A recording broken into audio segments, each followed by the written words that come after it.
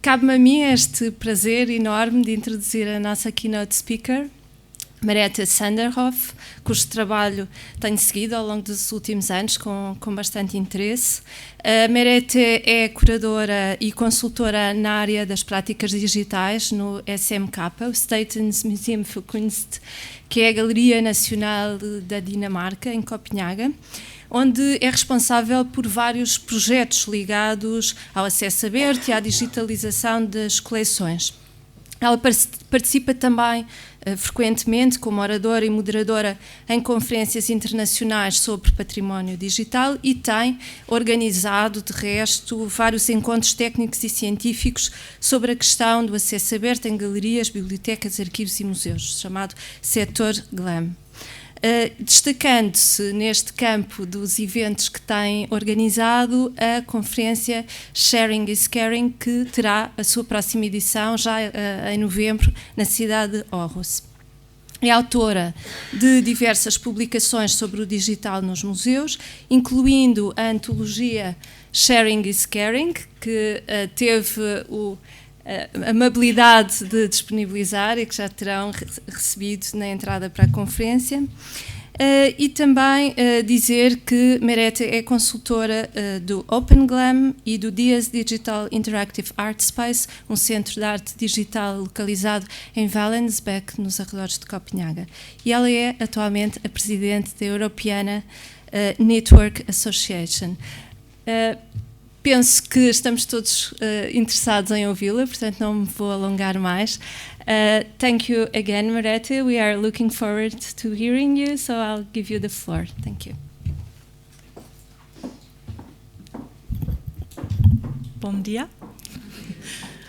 Hello, everybody. I am so pleased to be speaking with you and for you today. I'll just get my slides up and then we get going.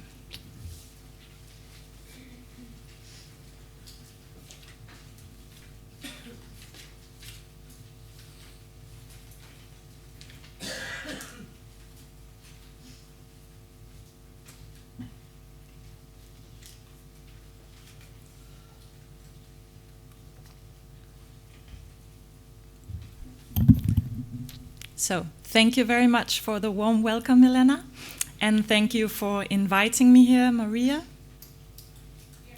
Yay! I'm very pleased to be able to contribute to your discussions and progress to open up stronger and better access to the wonderful riches of Portuguese cultural heritage to the public, not only maybe here in your own country, but all over the world. And this is what I'm going to be talking about today. The three things I'd like to focus my talk about is the rationale behind what we call Open GLAM, open galleries, libraries, archives, and museums. Then I'm going to share with you some of the experiences we have with Open GLAM strategies at Smk, Statens Museum for Kunst in Copenhagen.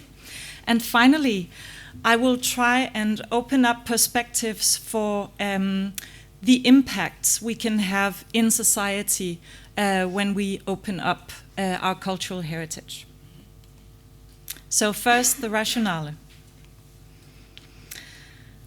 We all know that museums were founded on the idea of being education institutions. In the wake of the Russian Revolution, when museums were first formed as public institutions to create access for the publics of new democratic societies to go and learn about the heritage that we build our democracies on, the shared history, the culture we develop together, and how we can keep developing that together. So these museums, libraries, and archives were places where the general public were invited to learn about our shared history. This has been our essence of being since we were founded. And there's a nice German word for this, which I'm sure you're also familiar with, the word Bildung, which is very difficult to translate into English, at least. I don't know if there's a great word for it in Portuguese, maybe. But it means to shape, to form an image of the world, really. And this is a bigger expression than just education, because it encompasses the lifelong learning that a human being goes through, and which keeps developing us to participate in democracy, in politics, in cultural exchanges. And it's a very important, I would say, a core mission of the cultural institutions from our foundations. The question I'd like to ask today is, where does this kind of enlightenment or learning or indeed Bildung take place today? Do people still seek their way into museums to learn about society, about culture? Is it the first place that pops into people's minds, maybe especially young people? I would suggest that today a lot of the enlightenment, the learning taking place in people's lifelong learning is happening on the internet, especially for the younger generations, which is our future. So the question is, how can we embrace this development? Clay Shirky is a great writer about the social fabric and transformations happening on the internet, in social media. He has written a book called Cognitive Surplus. Any one of you have read that? It's a phenomenal book. I'd really warmly recommend it.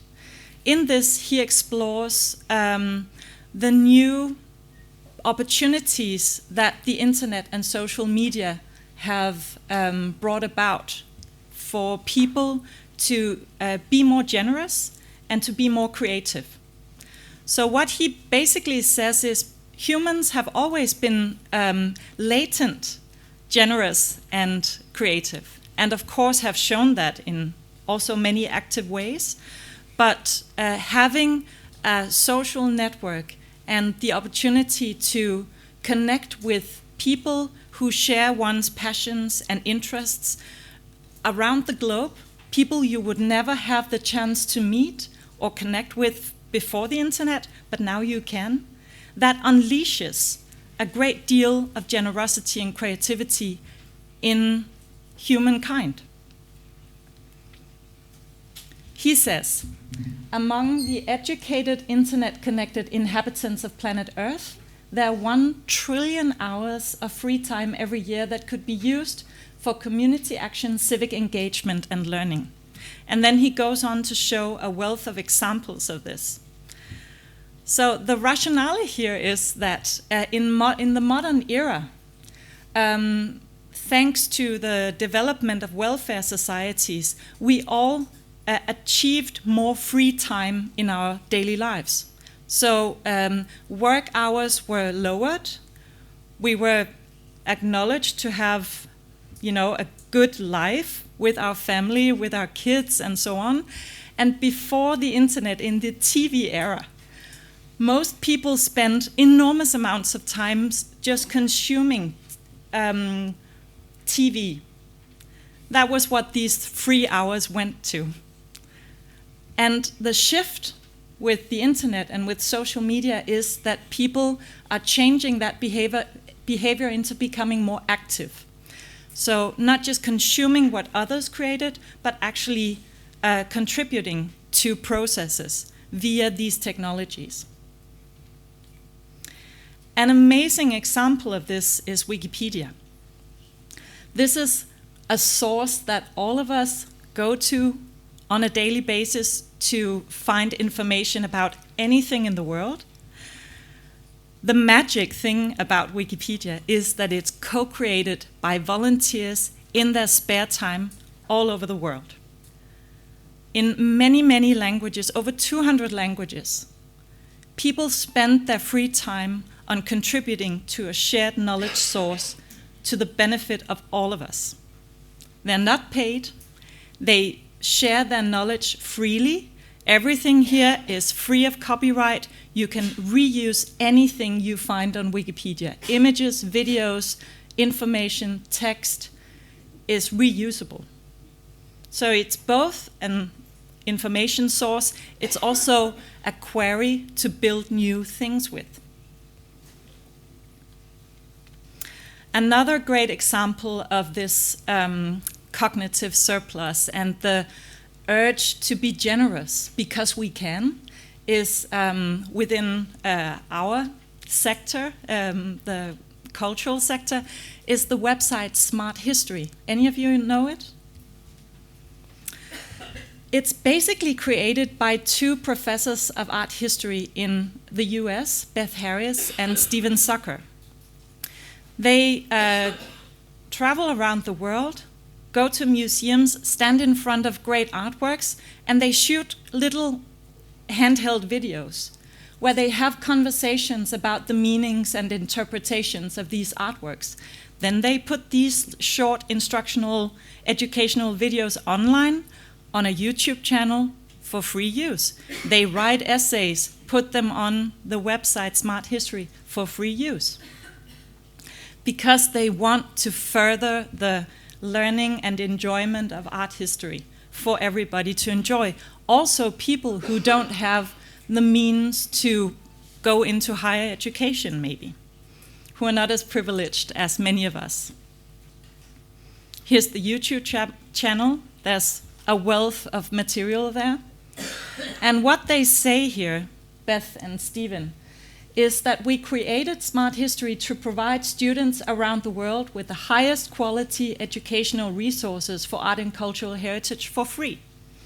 Other resources can be prohibitively expensive. Smart History breaks through this cost barrier by creating accessible content with more than 200 professors, curators, and archaeologists, allowing many more learners to benefit. Our tiny team reaches millions of students. And look at these numbers. The reach of this online free resource is immense. 35 million views in last year alone. They have achieved to get 200 contributors to share their knowledge on this platform. There are almost 2,000 essays and videos, and they have 80,000 YouTube subscribers. So imagine that the collection you represent was featured here, the reach you could have. One of the professors in art history who used this resource says, Smart History has become essential to my teaching. It also makes the experience of art vivid to students with videos and discussions that bring them places. Luxor, the Pantheon, Hagia Sophia, they have never been. So also the opportunity for people without the resources to travel to these places. They can visit them, they can learn about them through digital technologies and with these free resources. So this is a way of taking this Bildung, this education obligation that our institutions were founded on, and bringing them into the digital era. My question to you is, how can we try to support and benefit from the cognitive surplus that is going on the internet today? And for me, an important answer to that is Open GLAM.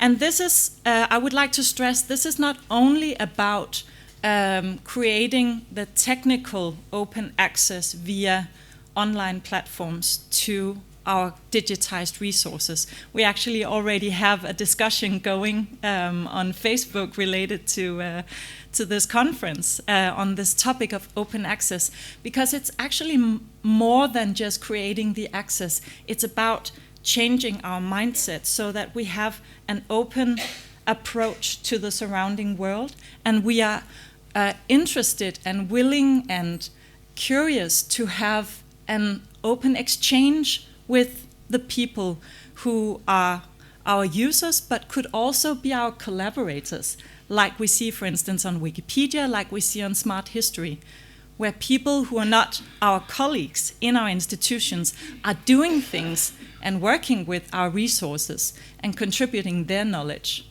And we can learn from that too. So, one of the issues that we are facing today as museums with digitization, with the internet, is twofold. Both, we have a way of working with our collections which belongs in an analog era. So, for instance, this is a randomly chosen example, the Mona Lisa, but we all know her, so I picked her. Mona Lisa is known to everybody. The artwork is out of copyright, period. Maybe it was never in copyright because it was painted way before copyright ever was invented. But if we look at it as within the copyright scheme, it has been out of copyright for more than 400 years and in the public domain.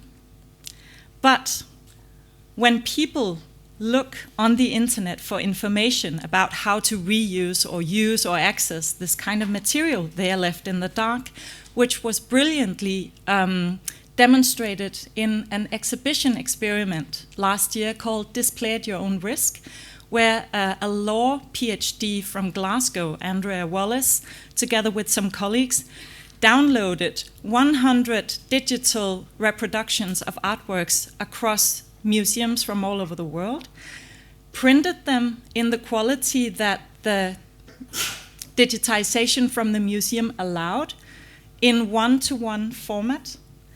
And for instance, the Mona Lisa came out really pixelated. It was impossible to get a good reproduction from the Louvre. Furthermore, the kind of data that museums often present to the public looks like this. It's impossible to interpret for anyone who's not an expert. So this confuses and estranges and makes users panic, basically. So they don't feel like they are entitled or allowed to interact with this cultural heritage, which could be so valuable for learning, for development of our democracies. On the other hand, they shy away, and also we miss an important human connection with people out there, because when they meet this kind of data, they feel museums are not for me. They feel like we're scaring them. And the fact of the matter is that no matter how many restrictions we as museums put on our online collections with copyright and watermarks and licensing schemes, the internet looks like this. Mona Lisa is all over the place in all kinds of resolutions and reproductions and remixes. This is part of internet culture today. So, whether we like this or not, it's a fact. Andrea Wallace, who was behind Display at Your Own Risk, says in the publication that followed the exhibition, there's something inherently counterintuitive about digitizing a work of art that is in the public domain to enable online access to that work, while at the same time claiming copyright in the digital surrogate, such that simply viewing the work online may give rise to anxiety about copyright infringement. So this is the point I was trying to make. What are we trying to do here? Do we want to give the access or do we not? How far can we work with ourselves to try and maybe let go of some traditions in our sector and some ideas that we are entitled to control what happens with cultural heritage? In the law, when copyright expires, the public domain is actually a commons. It belongs to everyone, and no one can call the shots there. Everyone is free to do in the public domain what they please, as long as they don't hurt or harm anyone. Interestingly, while museums try to control what happens with our online collections, there are a lot of people out there who are just not accepting anymore that we put restrictions on public domain material. Like Public Domain Hulk on Twitter, who you should follow him if you don't, he's quite funny. So he's going to smash all of us who try to license public domain material. Another interesting example of this was last year. The artist activists, Nora Al-Badri and Jan Nicolai Nellis, hacked the Nefertiti bust in Neues Museum in Berlin. I'm sure you read about it. It was a story that traveled the media all over the world. It was in the New York Times and everywhere. What they basically did was challenge the licensing scheme of the Berlin Museum cluster by going into the museum with a Kinect and covertly scanning the Nefertiti bust. So Nora had covered the Kinect with her scarf, and she sort of went around and took pictures, enough pictures to create a 3D model of the Nefertiti bust in high quality, and then they released the data. And it was downloaded within 24 hours by thousands of people, and it was shared all over the internet. It was a big manifestation of a public disacceptance of how museums try to control cultural heritage which belongs to the world. And in Nefertiti's case, it's a piece of Egyptian cultural heritage. It never belonged to the Germans. They looted it. So this was an interesting conversation or debate that arose from this, because it was a German archaeologist who just grabbed it and took it to Germany. And now the German museums won't let it travel back to Egypt because they're afraid it might break or that they'll never get it back. So, difficult but very, very important discussions to have. In Europeana, where I'm deeply involved in working out shared standards for the cultural heritage sector so that we don't, all of us, have to invent our own solutions to the challenges that we're facing in this digital era. We are trying to establish shared principles to protect the public domain for the public. And an important charter here is the Europeana Public Domain Charter from 2010, which states the principle that works that are in the public domain in analog form continue to stay in the public domain once digitized. So this would be a good principle to live by for museums in order to ensure the public that it's okay, this material is in the public domain, you can use it without any anxiety. However, it is still not firmly established practice, but we are seeing some amazing pioneer efforts all over the world in these years. Here are some of the museums and libraries and archives that have taken the first steps. And here are some of their experiences with Open GLAM. Because at the stage we are now, considering open access, we are not starting from scratch. We have reports and statistics and so on to look at and build on. For instance, the National Gallery of Art, they had this experience. On a search of Google Images, the NGA's authoritative image was nowhere near the top of the returned images, and many of those were poor representations. So they looked at this famous Leonardo da Vinci painting in their collection, and like the Mona Lisa before, there were just so many copies out there, and their authoritative image was difficult to find. The NGA had already lost control of many images of its most famous works of art, and it was better to make a high-quality, high-resolution image available. Now, why is that better? That's because the internet works that way, that good quality from trusted sources ranks higher in Google search. It's the algorithm that checks these things happen. So for instance, if an image is high enough resolution that it's being used in Wikipedia, Wikipedia also brings up your ranking in a Google search. So open access, high resolution, high quality from a trusted source, like the museum that has the original, helps surface your content in this overload of weird copies. The Getty Museum in Los Angeles, they also had an interesting experience. They realized that the revenue they were collecting to license use of their images was outpaced by the expense of doing so. There were initial concerns that open access would cause huge increase in workloads, but since the delivery of images is largely automatic via their website, this worry was unfounded. The change in policy has freed up a number of staff members to concentrate on more mission-critical projects. So what they found out is that, okay, they were making money on the licensing, but they were also spending money on administration of that business model. And it basically outweighed itself.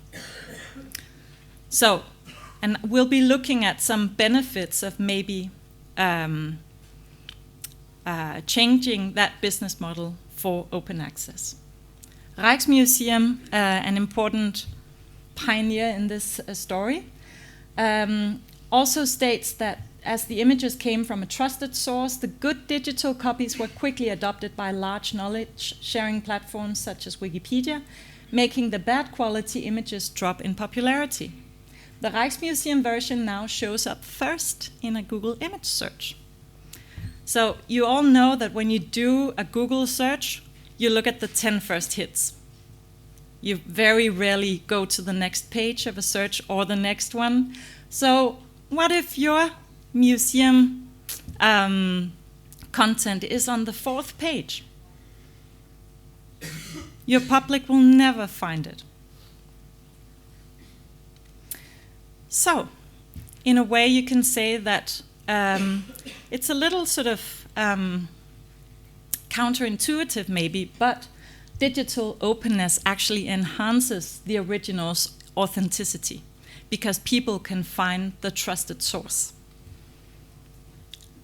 And this was actually the reason that the Rijksmuseum wanted to open up their collection in 2012.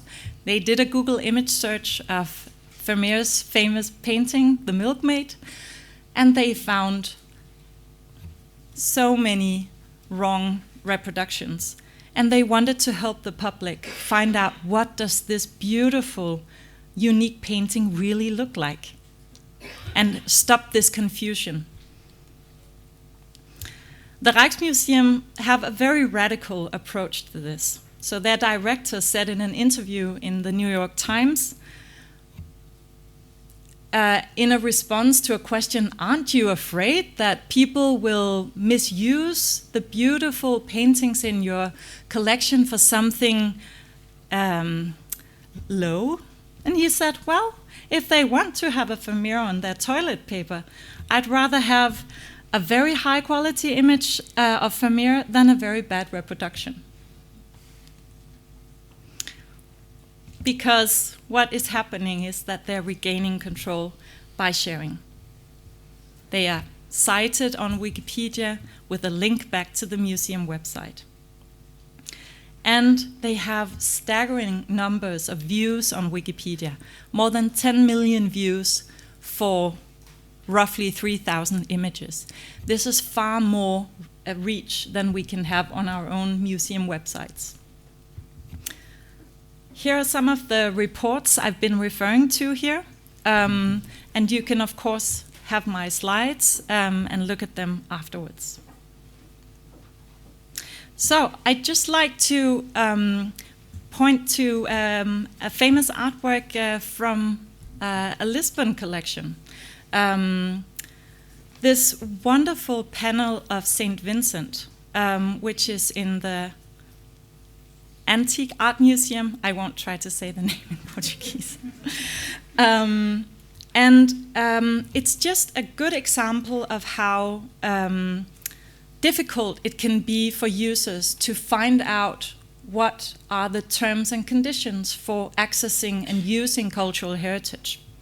So I did a search on this image, and it's featured in a Europeana exhibition about the development of European art history in a chapter on the age of curiosity, so the age of discovery in the 15th and 16th centuries. And here, is there a pointer here? Yeah. Here it has the public domain mark, which means this image is in the public domain, you may freely reuse it. However, when you go into the website of the museum, where you can find great information and interpretation of the artwork, it is copyrighted. This is very confusing for users, and I do know the story behind this, and maybe we can go into that later today. But it's a good example of a kind of watershed that our sector is in, where we don't work very consistently with our image policies. And on the internet, this looks very confusing for our audiences. And it creates this anxiety that Andrea Wallace was talking about. And also on a legal basis, it confuses users from maybe not choosing to use cultural heritage, which actually is in the public domain and does belong to them rightfully. Okay. I'm going to show you briefly some of the experiences we had at SMK with OpenGlam, and actually just run through them like this boy in the Jens Juel painting. In 2009, we created our first digital strategy, and in this we promised ourselves and the public that we want to be a catalyst for users' creativity. So we wanted to move beyond just being a place for passive enjoyment, like in the TV era of art, and a sort of a one-way communication path, but we wanted to be in a mutual exchange with the world and see what happens when our collections become raw materials for people's creativity. And the first step to doing this has been the open access. So on our online collection, you find 25,000 images roughly for free download with the public domain dedication. This signifies clearly that the material is in the public domain, it belongs to you, you have the right to use it, you don't have to ask permission. In this way, we turn our open digitized collections into a kind of toolbox. And here are some of the things that we do with that and that we see happening with our collections since it became a toolbox. So it is really underpinning research and education. We work closely with Wikipedia to enrich this open encyclopedia with the knowledge and the materials and the images that we have in our collection, and which comes from a trusted source. And we do this actually to, on a higher level, to try and fight the fake news invasion that is all over the internet today, and which is maybe, you can say, the dark side of the digital revolution. Because there's a lot of self-education happening on the internet, but there's also a lot of bad information circulating. So how can we try to fight that? In a recent article, Peter Kaufman says something really interesting about this. So he says that cultural institutions, education institutions, are all in the attention business, and we have to play to win. And by this he means that museums are not competing with each other for the public's attention. We are competing with Netflix and YouTube and cat videos and memes and all kinds of things that grabs people's attention easily. If we want our content to play a role in this ecosystem of digitized content, he says, to direct attention to the real knowledge that we produce, publishing our material online for free use and reuse is the first step, because then it surfaces. Then it becomes visible at all and can play a role. When we work with Wikipedians, we see this magical thing happen, that the work that we don't, as curators, have time enough to do ourselves is then suddenly co-created by a community of people who are helping. So we always have an artist of the month, and within that month, that article is just expanded thanks to a community effort. Everybody does what they can. Some work on the wiki data, some upload the images, some type in data, some write the articles. Another great example of the opportunities we have when we open up our collections is that we can bring them outside of the institution in new and exciting ways. A couple of years ago, we did an urban development project with the Copenhagen Metro company. The Copenhagen Metro is being expanded. It takes 10 years. It's a big nuisance to the people living by the construction sites because it's noisy, it's dirty, it takes up their private space. Then we worked with a group of volunteers called Art Pilots, who are young people who come to the museum to do outreach projects. And they sat down with people living by the construction sites, and they remixed in Photoshop the images from our collection and created a 70-meter-long fence to decorate this construction site. And the people living there really felt empowered that they could influence the surroundings here and put something on this fence that made sense to them and was beautiful to them. So it changed their perception of being struck by metro construction. Another project that the Art Pilots have done with our open images is a different kind of social urban development. There's a drug injection room in central Copenhagen called Skyen, it means the cloud, where 700 drug injections are made every day. People pass through, they need a safe place to take their drugs. And this place is traditionally clinical, not personal, just a place. But with the Art Pilots and the users of this place, a new dimension was added. They sat down, worked with the images, and created, you can say, wallpaper for this drug injection room to reflect the dreams and aspirations of the users. We usually look at drug users as poor, sad existences, but they are people like us, and they have personal stories. And they had a chance here to reflect that and take over the space that they use on a daily basis. So it has really changed this place, and it has been an opportunity for the Smk Museum to have a connection with people out there who never come to visit our physical collections. Of course, open collections, the ability to use and share these collections on third-party platforms is a great opportunity for visibility and branding. We are featured on Google Art Project, or Google Cultural Institute is the name now. We are featured in Europeana collections. And by this, we reach audiences who we were not in contact with before. It's also exciting to see what happens for creativity and innovation with these raw materials. We get a lot of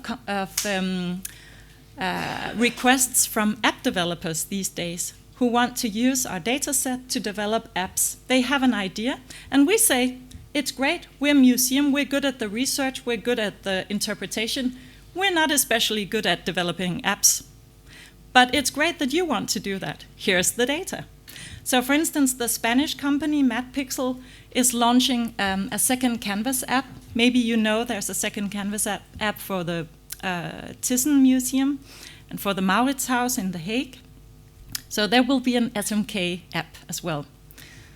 And there are other apps like that. This is with image recognition.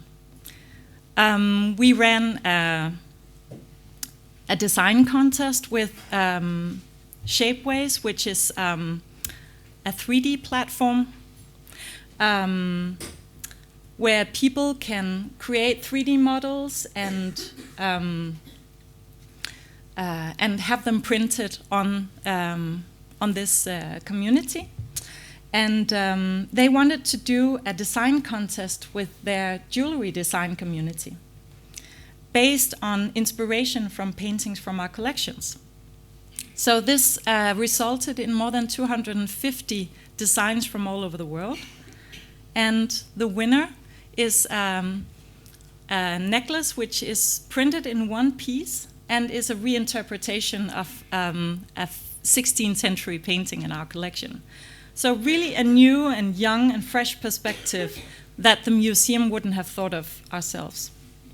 So I'll have to run through now because I have very little time left. But I'll just show you some examples of the kinds of remixes that we've seen of our collections. And what designers and creatives and artists tell us is that they feel that our open collections is like a giant toolbox with a fantastic amount of materials to work with.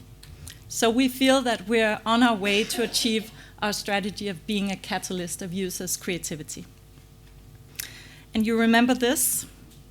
What we also hear from our audiences who come to the museum or who meet us online is that museums and art can feel a bit inaccessible, but when it's just set free like this, people can do with it what they want, and young people feel that's nice. So the bottom line here is to try and rethink our obligation of being Bildungs institution, of being education institutions in society, and connect that with building. Because when we turn our collections into building blocks, a new kind of playful and engaging learning can take place. At SMK, we are now developing our open access to really put more of our collection into the public domain, and also digitize more of our knowledge resources. We're doing that towards 2020. You can follow the work at SMK Open. And we're very interested in trying to track the impact of this. And I promise to end in very shortly. What is important here when we work with digitizing and opening up is trying to go beyond our gut feeling that this is going to have a good effect in society and try to be better at actually measuring the impact of this. So we have the drug injection room. It looks like a good story, but can we measure the importance that has had on these people in some kind of way? And as Robert McNamara says in this quote, it's difficult to measure what is important because often we just make important what we can measure, like Google Analytics and visitors through the door. That's pretty easy. But what kind of difference did it make that they visited our website or went into our museum? That's what we want to understand. We should try and measure cultural heritage on learning and happiness, maybe. How can we assess the impact of open art for education, for welfare, for society? Europeana is working on this. And the rationale behind this is if you work in a purpose-driven, non-profit organization, in the cultural heritage sector, we share a problem. We should be feeling fine and dandy because we work for a great cause, but we have very few instruments at our disposal to assess the results of our actions and be happy about it. This leaves us in a very unsatisfying and vulnerable position. The work we do comes at a significant cost to society, but we can't systematically assess that it was worth it. Did it improve the way our children are educated? Did it result in a stronger, more cohesive society? Did it enable artists to create groundbreaking new creative works? What positive change in society have we contributed to? Impact here means the changes that occur for stakeholders in society as a result of activities for which the organization is accountable. So of course we can contribute to larger societal changes and developments, but we can maybe try to track what we are accountable for in this equation. And the Europeana impact framework helps us to try and get started with this. So it's mapping how we can try and measure the social and cultural impact, the economic impact, and the innovation impact of our digitized collections. This is all being published in a playbook with workshops and tools ready to use for any kind of institution, whether you're big or small, whether you have money to invest, or you just have some dedicated staff who are interested in trying to work on this. You can find out more at this website, impact.tools. And if you happen to be in Aarhus, Denmark in November, you can hear much more about this at the next Sharing is Caring conference, which focuses on digitization and social impact. I'd like to end my talk with a statement from the director of Statens Museum for Kunst, Mikkel Boe. As museums, we do not hold any patent on how cultural heritage can and should be interpreted and used. Our role is increasingly to facilitate the general public's use of cultural heritage for learning, creativity, and innovation. Today, the museum as a place of enlightenment is based on interaction.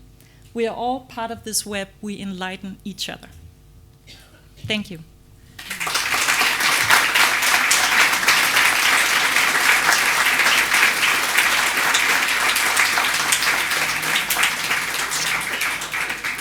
And sorry I went a little over time.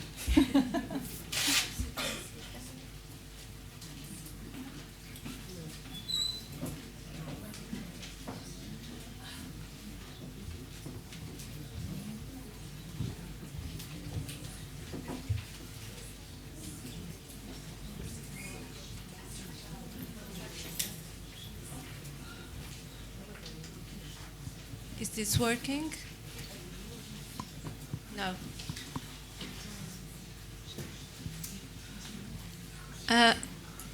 Agora acho que sim, já está. So thank you so much, Merete, for this insightful and challenging presentation. And I think you have posed so many interesting questions that I think will be addressed by our colleagues in the audience. Perhaps we can start from this idea of the impact. And just to start a debate, maybe I would ask you, well, beyond the statistics, of course, that we know are very, very difficult to measure, and maybe that's a little bit pointless in a sense, but beyond that, what is the impact that this policy of open access is having on your own institution? Is it limited to a group of people that is actually working on open access strategies and programs? Or is it having a real impact on the way curators work in terms of the preparation of exhibitions, in terms of publications? What is being different now? Thank you. I would say that it is influencing every corner of practice of our museum, and I'm sure this is also the case for most of you. the digital transformation is changing us in many ways and on many levels. Tangibly at SMK, we are seeing changes in the curatorial work. We have committed to always working in some kind of mutuality with the intended target group of an exhibition. So we always run surveys or interactions with the people that we are trying to reach out to with an exhibition or a publication, to find out how can we work with this theme in a way that will make a difference and be truly engaging. We're seeing it also internally in how we work, that slowly but surely we're going to change the ways that we work with art historical materials, with our collections. So just one example is, and I don't know if this rings familiar to any of you, but traditionally, when we needed an image of an artwork for to put on a website, or in a publication or in a blog post, we needed to send an email to the photographers and request an image, and they found it in their closed database and sent it to us. And then suddenly there were copies, like similar copies of the same artwork all over in many different places of the institution. This takes up a lot of storage space on our servers, and it's confusing. You can never find anything, and you spend a lot of just administrative time going back and forth. So this is a banal but very real problem in our workflows, which we can fix if we work more wisely with our internal workflows. And this is one of the things that we're fixing now with SMK Open. It's basically an infrastructure project which will help us work smarter, but also help the public access our content much nicer. And then maybe a final example is that we're reaching new kinds of audiences. And the thing is that so far we have not made systematic surveys of this kind of impact. And this is what we're going to do now with SMK Open. So we are partner of the Europeana Impact Framework, and one of the cases that's being studied there as a test for the framework, is it useful? But we do know that we are in contact and we are engaging with people in the far corners of the world who never knew about SMK, but through these synergy effects of open content on the internet, we're just meeting people and creating relations through Wikipedia, through, for instance, when we did the Google Art Project, we did a small a public poll, which artwork should be digitized in gigapixel, in super high resolution. And we selected 10 candidates from our collection which lived up to the criteria from Google. And then we sent out on social media the question, which artwork would you like to see as a gigapixel? And we had 28 countries voting. Like as far as the Philippines.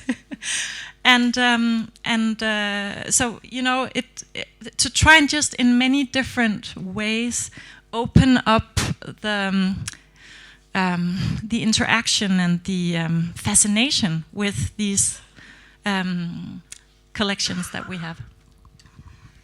Right, 28 countries is really amazing.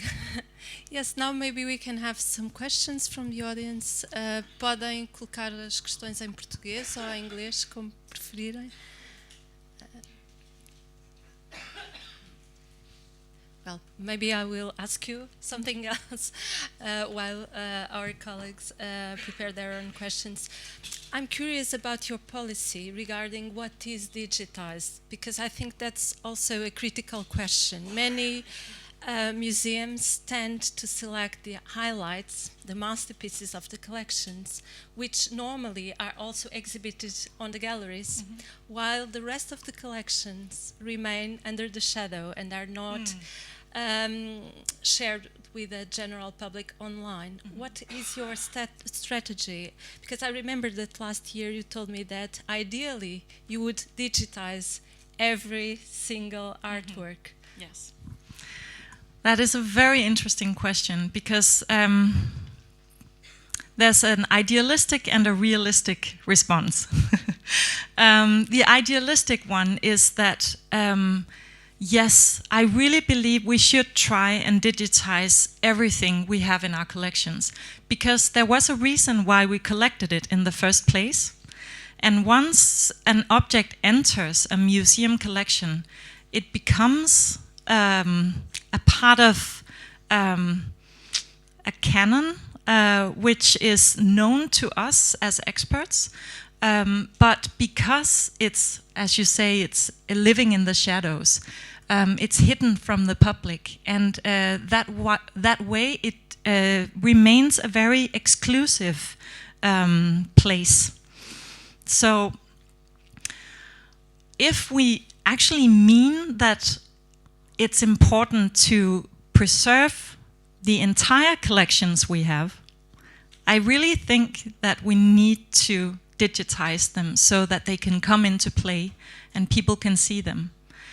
When you look at how big a percentage of museum collections are displayed in galleries, if you do a sort of global overview, it's sort of, I think it's 15 to 30% of collections that are actually on display.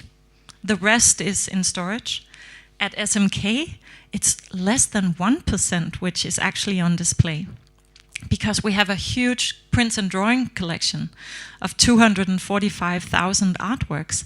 And due to very real concerns about preservation, these artworks are very rarely on display, because we have to keep them out of the light, we have to keep them in safe storage and so on. But at the same time, we're spending public money on preserving this, but it doesn't create any value for the public. But it would create a value if it were digitized and people could see it. Also, it would help in the preservation process that people don't have to physically fondle these things, because they're actually very fragile, many of them. So digitization can also be used for preservation in that respect. So at SMK, we are very much behind in digitizing everything, because it's expensive and it's difficult to find the resources for this.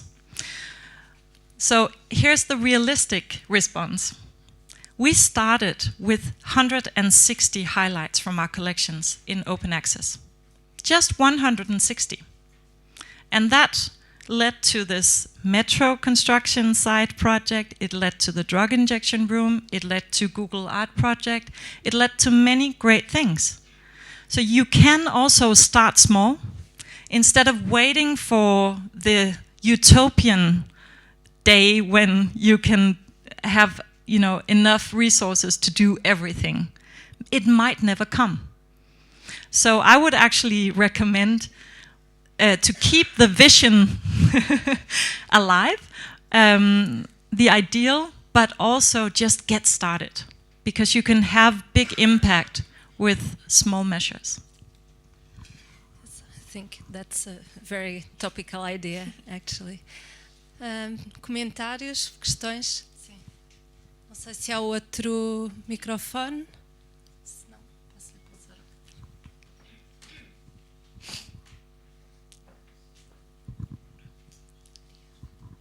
Hello, Merete. Thank you for your presentation. It was great. I visited SMK storage in September, and I saw that you have enormous polyurethane sculptures that are also very difficult to exhibit because the polyurethane degrades in a very fast pace when it comes to the light. What are your specific strategies to digitize 3D? I know all objects are three-dimensional, but installation art and other types of contemporary artworks that demand a kind of spectatorship that perhaps paintings arguably do not. That's my question. Thank you. Thank you.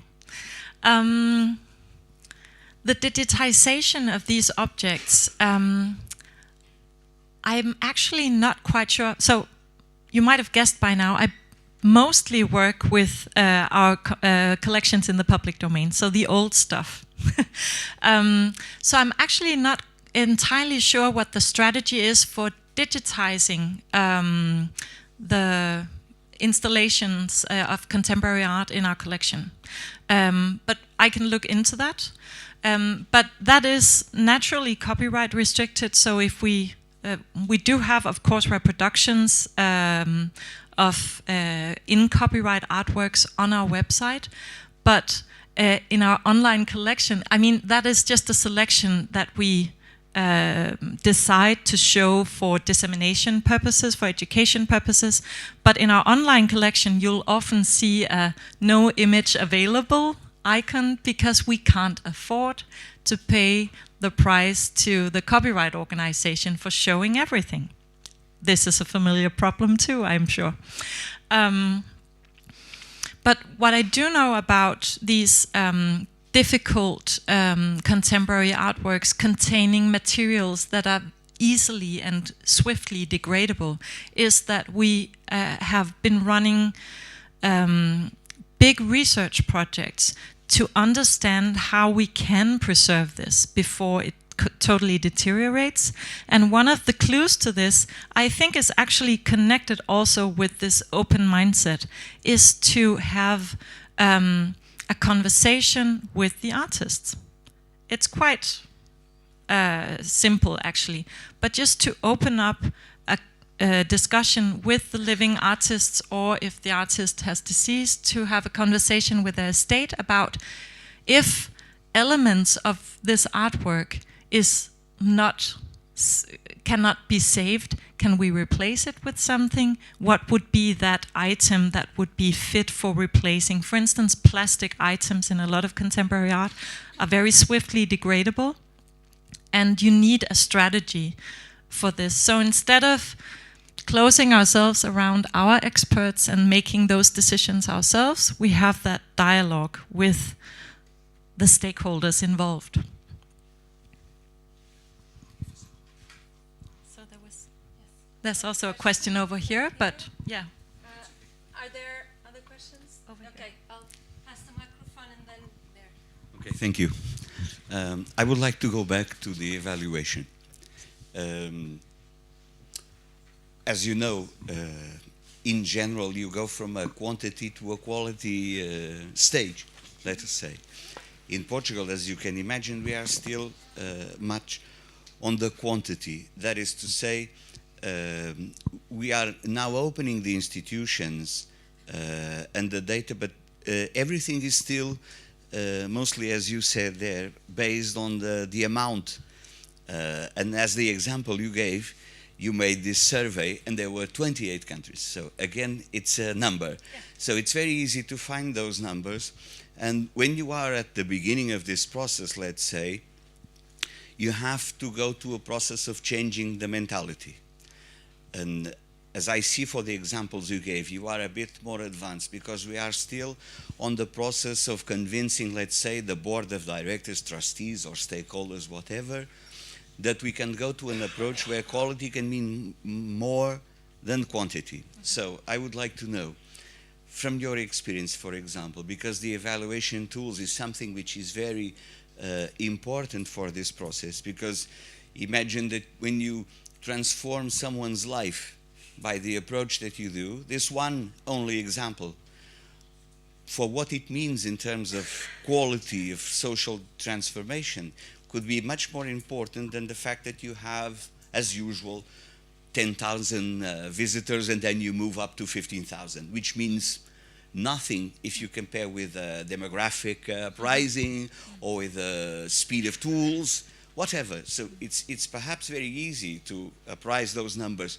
What I would like to know more is how do you put these tools for social transformation at hand, and what are the kind of strategies that you've used, for example, to build them with the different audiences that you have? You gave the example of the drug room, and I would like to know if there are more examples, particularly in the field of education of young students. Thank you. Yeah. A many-layered question.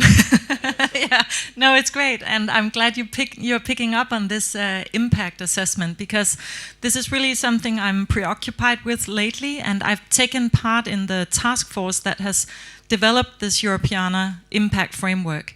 The framework is still being tested and refined, and we're doing this in collaboration with people like you who offer case studies and who are interested in trying to understand the deeper effects of the work you're doing. So I can point you to some of the case studies that have already been developed and the methodologies that have been used. A good example is Europeana has been running like collection days for 5 years to go out to specific towns around Europe to collect paraphernalia, heritage objects from the First World War, and collect people's own stories, family stories, memories, and digitize those. And this project has been measured with the impact framework in an attempt to combine qualitative and quantitative data. Because I don't think that we can entirely stop doing quantitative measurements. This is also an important indicator. It makes us comparable across the sector and comparable with other types of sectors when we have numbers that we can look at in parallel with demographics, for instance. But adding a layer of qualitative data to that. And the kind of data collection for this Europeana 1914-1918 project shows that combination. So in practice, there are normal statistics about how many people contributed from how many countries, how much data, and so on, but also interviews with people. What kind of difference did it make for you to have the opportunity to share your own story and digitize it and put it into a shared platform where next generations can access it? Also talking to people who don't use this service, people on the street, explaining to them, so there is a database about the First World War. It's co-created by memories of citizens all over Europe. What kind of a difference does it make to you to know that exists?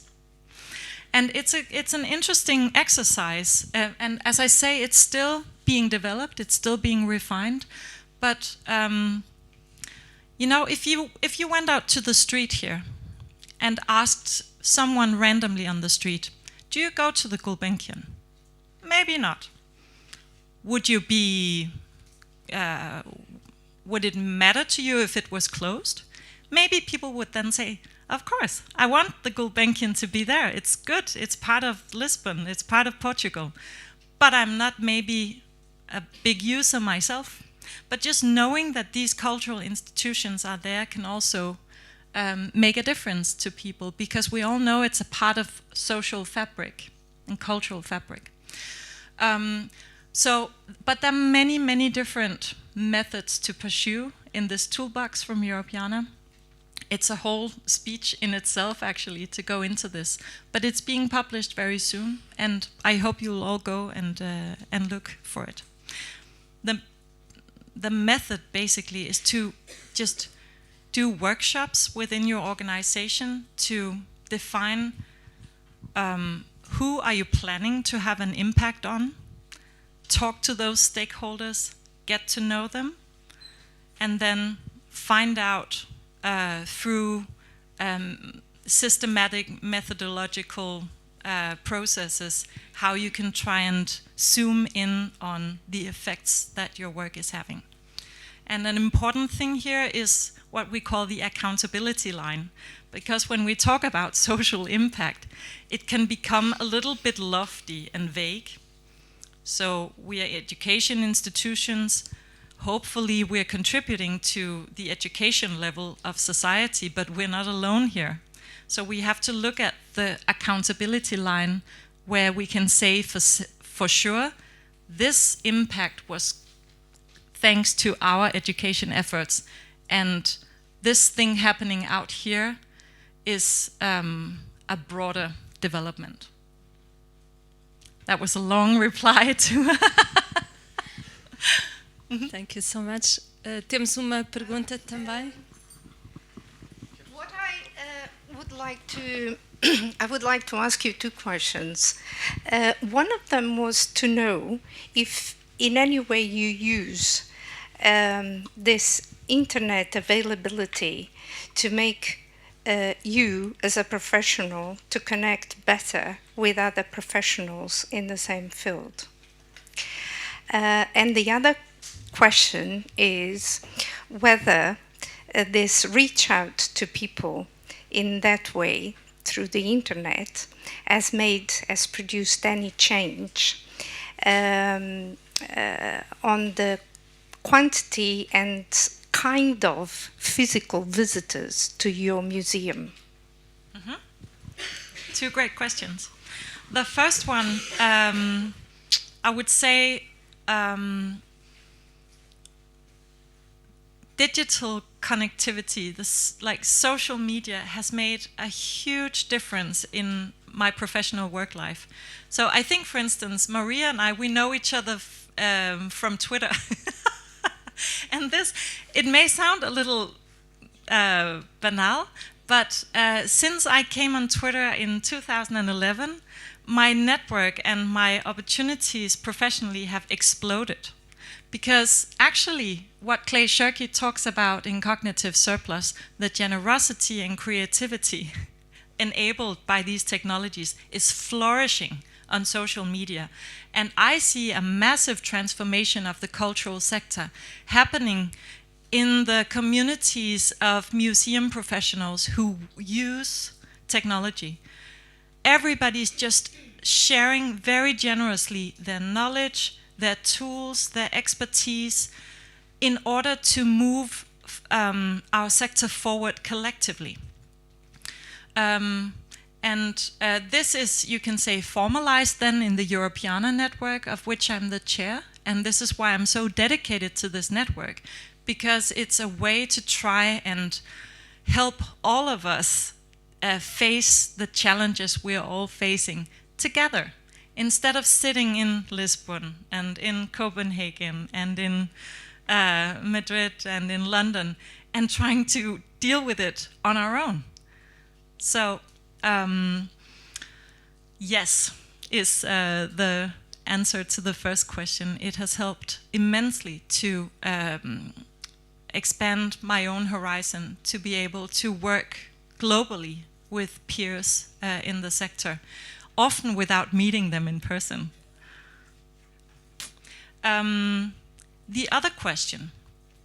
It's very difficult to create hard evidence that our open accessibility online is influencing the number and the quality of the people coming to our physical museum. However, in the last 10 years, where we have been working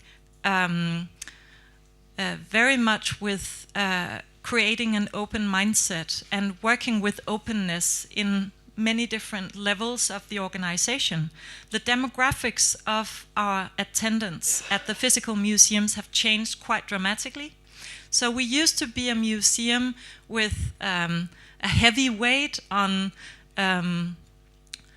higher educated women from 60 years and upwards. And this is a demographic that's familiar in many museums. But in the last couple of years, our share of young people who come to the museum has grown a lot. So now we have 40% of young people from 14 to 29 years old visiting the museum. And this is actually much higher than any other Danish art museum. And we can't precisely demonstrate that it has to do with open access to our collections. And I don't think at all that's the only reason. But it's our audience development efforts. It's our way of trying to make new generations feel welcome, feel permitted to be themselves in our institution through different kinds of open events where we change the vibe in the museum to feel more down to earth. For instance, once a month we have a program called Smk Fridays. We call it an intelligent bar. So yeah, you can buy beer, but you can also experience art in different ways than you usually do in a museum, with art talks, with artists who are DJs, who put a musical program together for the evening, with performances happening, concerts happening in the galleries, in connection with the artworks, suggesting new interpretations of the old art and so on. With street food, with, you know, and it just creates a very relaxed and young vibe, which attracts different kinds of audiences. And it's all a part of the open mindset, which is closely connected to also creating a democratic access to the collections which we all share. Maybe just one last question before the coffee break? No? One last question there.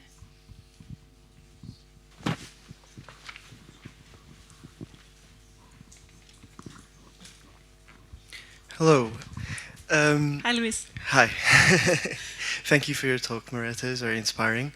A lot of focus has been given to art museums on their visual content being made available online. But recently I was following the Met Museum's open access policy, and they're doing some really interesting work with the big data, so database content. And they made the database of, I think it's around 300,000 items from their collection available on GitHub and BigQuery, Google BigQuery.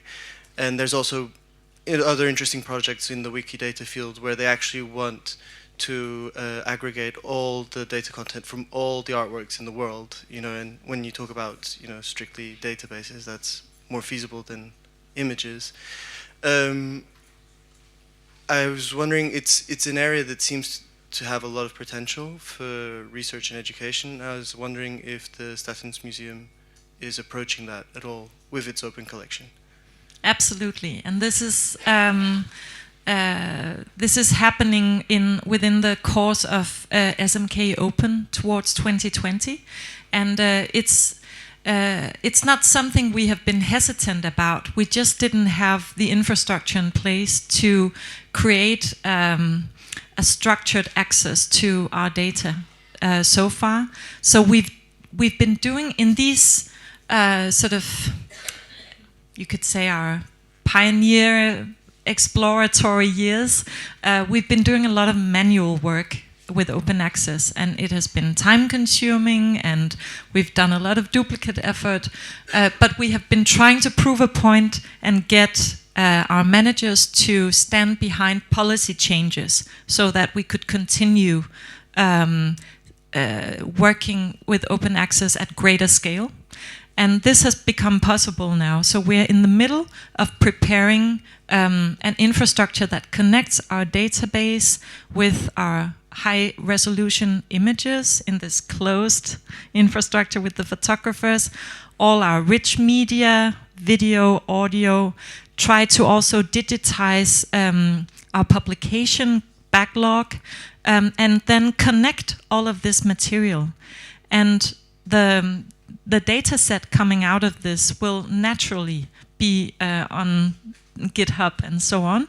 And this is, we're seeing the precursors of this with the app developers who are already using our data set, but like MadPixel and Visgu and others. But these data sets have actually been manually prepared so far because there's already a demand. But we're working towards doing this in more structured ways. And in this work, we are deeply inspired by the museums who came before us, the Rijksmuseum, the Cooper Hewitt Design Museum in New York, the Metropolitan Museum, the MoMA, interestingly, the Tate, Modern, have actually opened their data. They cannot open the images, but you can open the data because data is not copyrighted. So even if you work in a museum with modern and contemporary art where you can't share images, you can share the data and it can be very valuable in itself. MoMA run collaborations with Wikipedia so that Wikipedia uses the trustworthy, authoritative data from the MoMA database instead of all the manually created entries in Wikipedia. So they kind of clean up the data in Wikipedia. And this is a very, very useful way of working with museum data.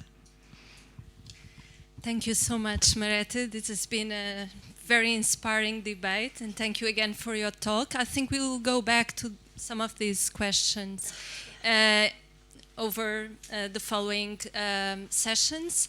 And now I would invite everyone for a short coffee break, and then we'll be back. Thank you so much. Thanks for great questions.